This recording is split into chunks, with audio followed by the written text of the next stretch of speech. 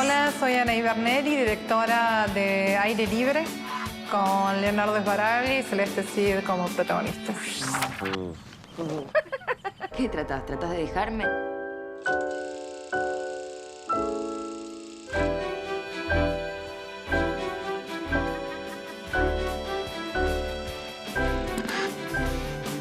Luego de Por tu culpa, me había quedado con ganas de trabajar sobre la familia, de hacer una historia de amor, de un matrimonio con años, con hijos, trabajar sobre el amor y la deserotización con el paso de los años.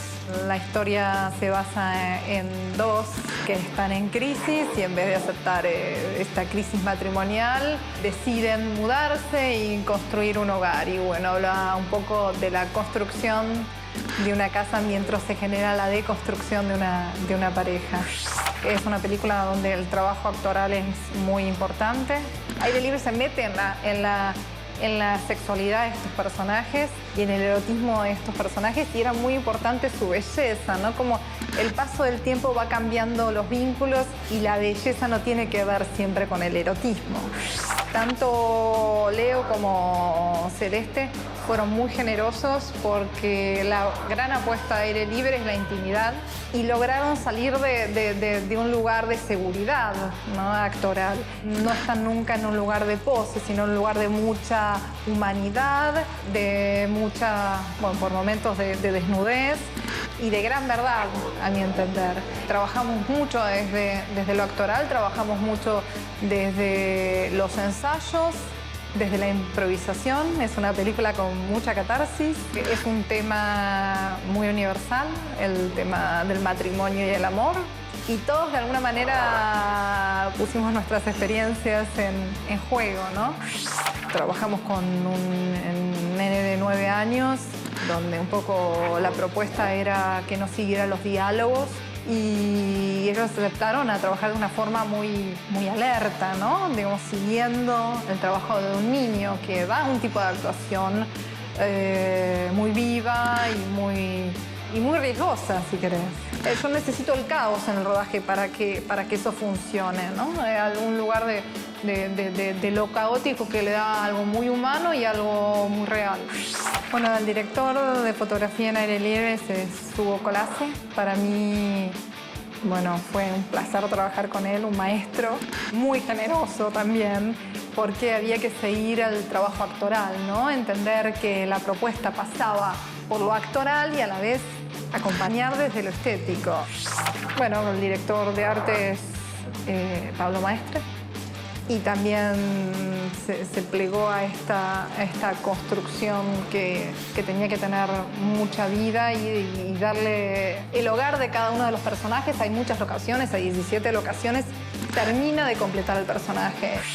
Yo creo que siempre hay mucho de la vida personal de un director en las películas. Para mí la investigación de una película es vivir. Digo, cuanto más vida, cuanto más calle, si querés, cuanto más experiencias tiene un director, es más rica. Y muchas veces siento que los mundos que los directores son interesantes tienen mundos interesantes, justamente.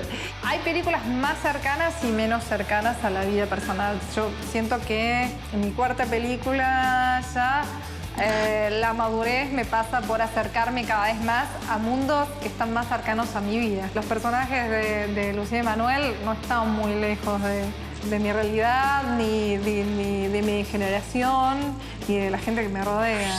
Es la primera vez que trabajo con mi hermano en la música de la película y de hecho el personaje de Lucía tiene un hermano músico que hace música con Nintendo, con Game Boys y bueno, es mi hermano el que hace la música y el que hace música con Nintendo justamente. Quería jugar con ese lugar de fin de la juventud. Me ocurre a mí y le ocurre hoy, me parece, no quiero hablar de generación, pero porque bueno, lo generacional atraviesa distintas clases sociales, pero mi generación en cierto círculo social somos una generación bastante adolescente. Me hago cargo, tengo 18 años de matrimonio, de pareja, y bueno, me siento con la autoridad de hablar del amor y el matrimonio y el erotismo y el matrimonio.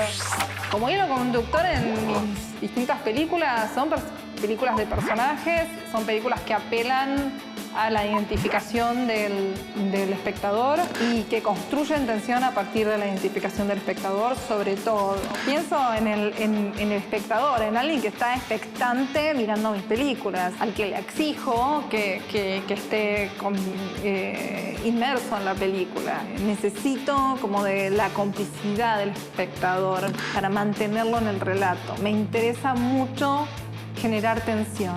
Me interesa mucho lo latente y eso sin pensar en un espectador es como imposible. ¿Qué se necesita para contar una buena historia? Que entre en un campo sensible que tenga que ver con el director, seguramente. Seguramente originalidad en la forma de contarla y luego universalidad, siempre.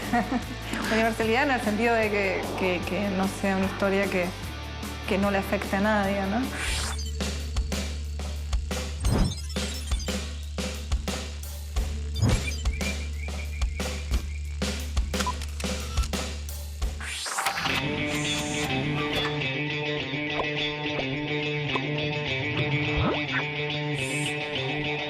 Hola, soy Celina Murga, directora de La Tercera Orilla, película de la que vamos a hablar hoy.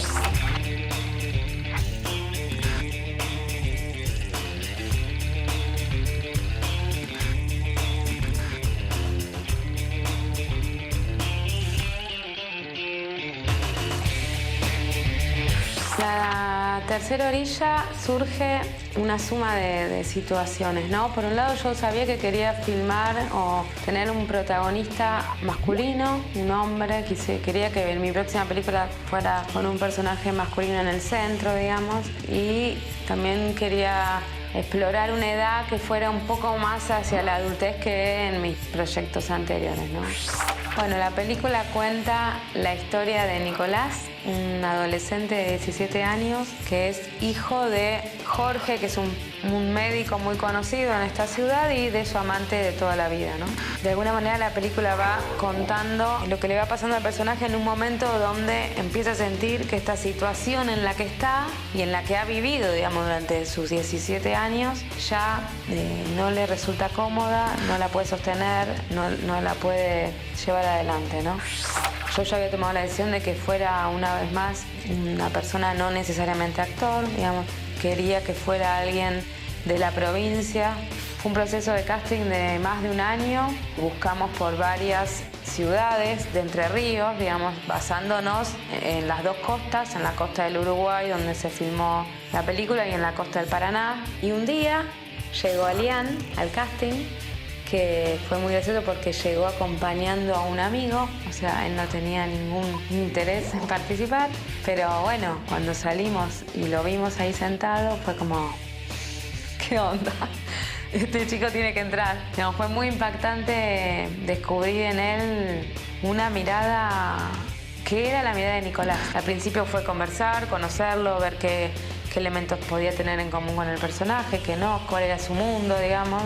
También tuvimos varios encuentros previos al rodaje acá en Buenos Aires, tanto con Daniel Veronese como con Gaby Ferrero, ¿no? Había que generar esos vínculos de familia. También viajamos a Concepción de Uruguay. No soy de esos directores que quieren ir a hacer algo que ya está totalmente pensado, digamos. Me gusta cuando surge algo y que de golpe la realidad te manifiesta algo y decís, ay, no sé, este viento no me lo imaginé, pero está buenísimo. Creo que esas cosas suman mucho en el cine, y eso también puede venir de un actor que de golpe dice, pues yo no pensé que en este momento lo que iba a tener enfrente era una vaca o un telgo. Eso. Bueno, buscar la manera de que todo interactúe y que todas las áreas podamos extraer lo mejor.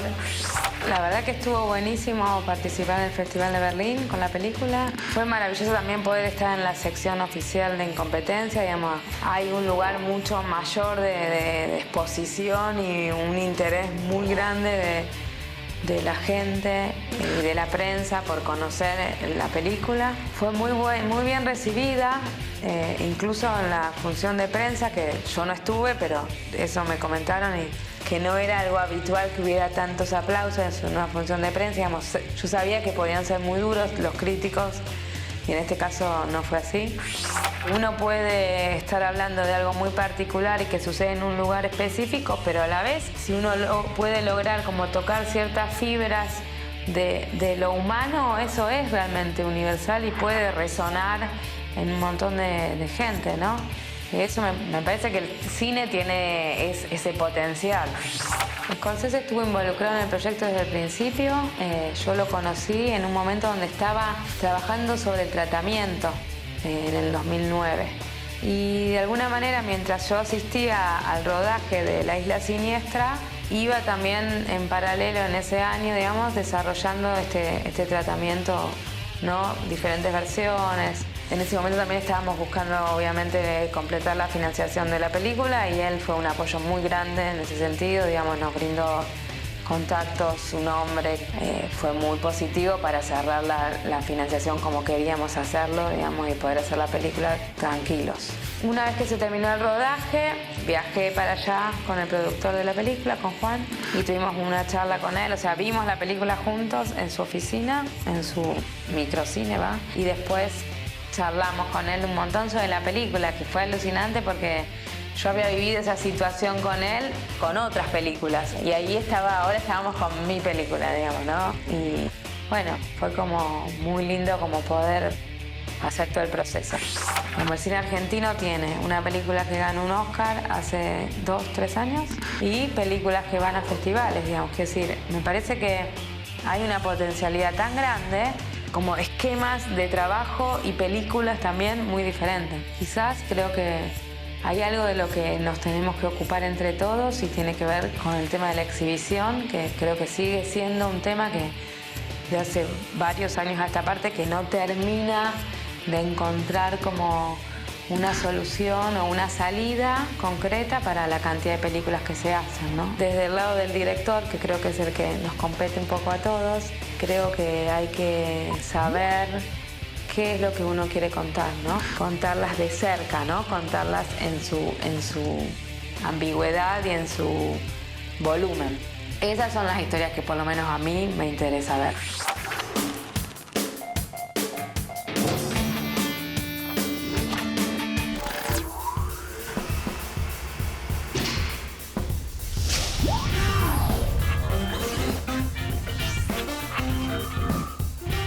Hola, soy Sergio Cucho Constantino, director de la película documental Proyecto Mariposa. Y una amapola me lo dijo ayer, que te voy a ver, que te voy a ver. Y un arco iris me pintó la piel para amanecer contigo.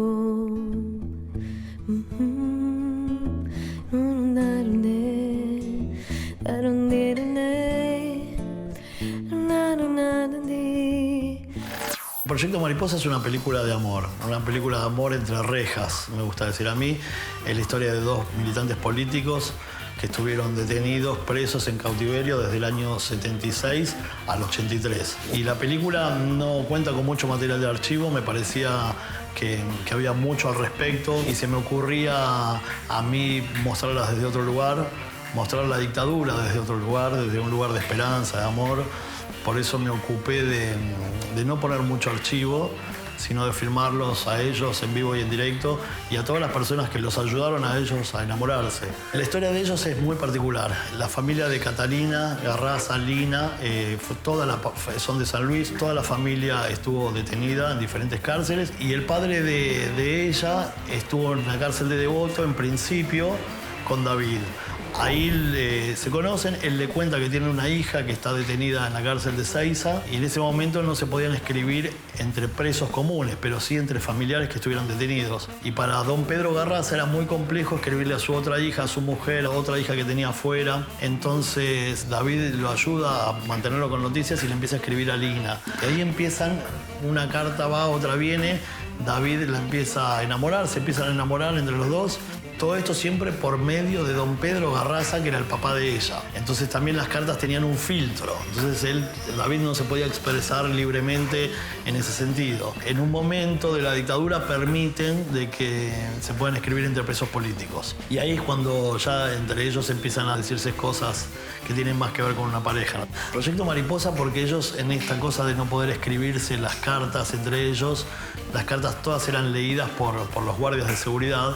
Entonces arrancaba el padre de ella como escribiendo al padre y en un momento nombraban la palabra mariposa. Ese era el guiño entre ellos para que todo lo que venía abajo de la carta eran los pensamientos de David. Pero los primeros renglones eran las palabras del padre. Pero a partir de la palabra mariposa, todo lo que venía abajo en esa carta era un código personal entre ellos dos. En la película se cuenta, hay dos voces en off que van leyendo segmentos de cartas y vamos hilando la historia con esos fragmentos y se ven y se escuchan en la película las cosas que se decían. Los conocí en una reunión política, yo estaba militando en un comedor acá en Saavedra y alguien me dijo, che, vos que haces películas, mira, ahí tenés una película. Me contaron brevemente la historia, me acerqué a David y ahí empezó toda esta locura de hacer la película sobre la historia de ellos. Cuando uno hace un trabajo de estas características necesitas conocerlos bien en profundidad, saber bien lo que pasó y me tomé todo ese tiempo para desarrollar la historia, para escribirla, para presentarla ante el Inca. Eso me llevó casi 3 años. Yo me especializo en hacer documentales de música. Es algo que vengo haciendo ya hace muchos años. Arranqué hace más de 20 haciendo videoclips y soy un melómano, tengo muchos amigos músicos. Entonces, si se quiere, me especializo en documentales de música. Y esta película, a mí particularmente me pareció muy fuerte la historia y yo creo que el documental de alguna manera en Argentina nace como una pancarta política y si bien yo siempre traté de alejarme de eso porque me parece que el género documental es muy amplio, tal vez como el de ficción que tiene un montón de subgéneros, me parecía que como documentalista y comprometido políticamente yo en algún momento de mi vida debía contar parte de la historia de nuestro país y acá había una mirada diferente, es una película de amor, es una película esperanzadora, desde otra mirada, la política argentina, un hecho trágico que ocurrió acá, desde una luz de esperanza. La próxima película, que ya la terminé, se llama Familia Cantora. Es de una familia de 60 integrantes del norte de Córdoba, todos músicos, y suceden cosas increíbles, desde que el más chiquitito toca el bombo hasta el abuelo el bandoneón, y entran y salen y tocan y se la pasan tocando. Muchos de ellos son profesionales y también me parece que era una historia digna de contar. Es una película observacional donde la cámara actúa como un integrante más de esa familia y bueno, vamos contando el proceso de esa familia, cómo se manejan, cómo se mueven, el cariño que se tienen entre sí, siempre todo adornado con la música.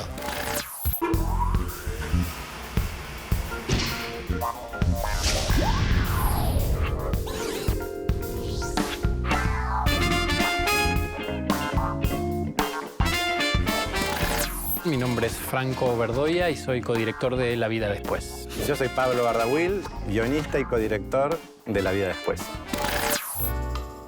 Yo no sé pas, un día no estabas y no te extrañé.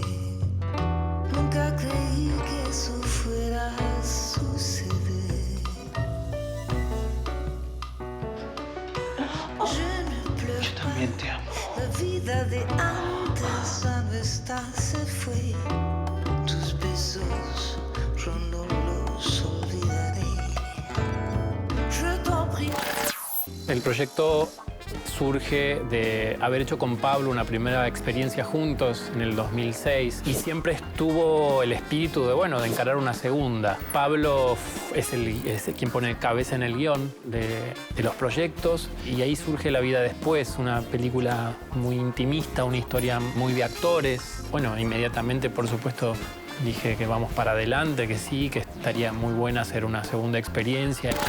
El desarrollo del guión fue bastante largo. Hay un punto de partida autobiográfico, digamos, pero solo un punto de partida, que es que yo atravesaba una separación. La película trata la historia de un matrimonio que se separa después de varios años y de alguna manera fue un modo de, en vez de ir al psicoanalista para tratar de elaborar el duelo, yo lo que hice fue poner muchas fantasías y muchas cosas ahí como punto de partida. Porque después la película derivan cosas que obviamente no tienen que ver conmigo. Y además todo el trabajo del guión fue en colaboración con Franco. Yo creo que en principio lo que más me atrajo fue la posibilidad de hacer una segunda película. Respecto a la historia, lo que sucedió fue que, bueno, fue una historia que venía de la mano de Pablo, con un relato muy personal, muy propio, a la que yo tuve que echar mano para poder comprometerme, ¿no? Creo que uno como realizador, cuando la historia viene de otra cabeza o de otra emoción que no es la propia, es como el trabajo del actor. Uno tiene que encontrar, bueno, a dónde resuena eso. Entonces tuvimos un gran trabajo con Pablo de muchos meses de amasado de ese material. Él muy generosamente me lo entregó también para que yo pueda apropiarme y aportar mis ideas. Entonces fue como un mano a mano muy interesante y así pude de algún modo también asistir a una película propia, ¿no? A una historia que también puede ser propia. La primera que elegimos que accedió a trabajar en la película es Marionetto. Es una actriz que tanto a Franco como a mí nos encantaba. Y realmente es una película bastante intimista y requería de una actriz que fuera verdadera, que fuera honesta, que pudiera transmitir. Después surgió Carlos Belloso a partir de ella. La película arranca con la separación y después lo vamos siguiendo a él después de la separación.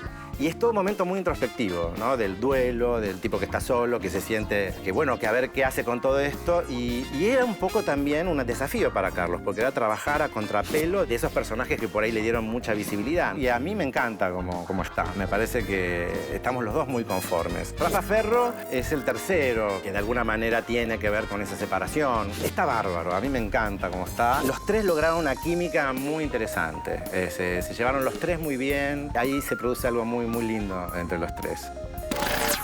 Fue muy particular lo que sucedió en términos de la puesta en escena, porque originalmente, cuando empezamos con Pablo a trabajar la visión de esta película, bueno, yo iba por un carril, me imaginaba, no sé, una apuesta bastante compleja. Y en las primeras reuniones de producción, Felicitas viene, no, muchachos, solamente tenemos presupuesto para tantas horas por día, tantos días de rodaje, ¿viste? Se bajó una semana menos, ¿viste? Se achicó todo y me obligó a pensar una apuesta que realmente estaba reducida a, bueno, un plano por escena prácticamente. Cuando uno logra trascender la frustración y usar esa barrera a favor y ponerse creativo, bueno, aparecen un montón de lenguajes de los cuales uno se puede apropiar. Y acá teníamos el desafío de contar las escenas en la menor cantidad de planos posibles. Y creo que se dio una fusión muy linda, que la película quedó estéticamente en esa simpleza y en esa austeridad, pone en valor mucho la actuación.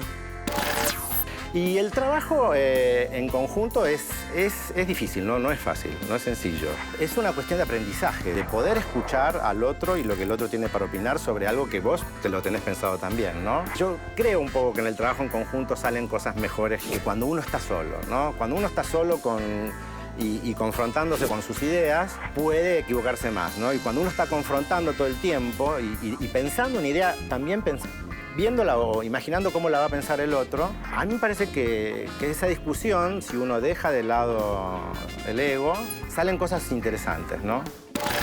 Tanto Chile como La vida después nos encuentra en momentos de la vida muy diferentes a los dos, con recorridos también muy diferentes, con una experiencia entre una película y otra de 10 años. Entonces fue como un trabajo en dupla, en equipo, pero muy reñido, con un resultado que hoy lo vemos y que realmente está muy bueno y está como a la altura de lo que cada uno por su lado imaginó. La relación siempre estuvo como muy amparada por nuestros pares y gente del equipo muy grosa, como la dirección de arte de Cristina Nigro, Jorge Dumitre en la fotografía, ¿no? Bueno, producción, todo ese equipo que iba como un poco mediando entre uno y otro y, por supuesto, la ventaja de trabajar con actores maravillosos como los que tiene la película, ¿no?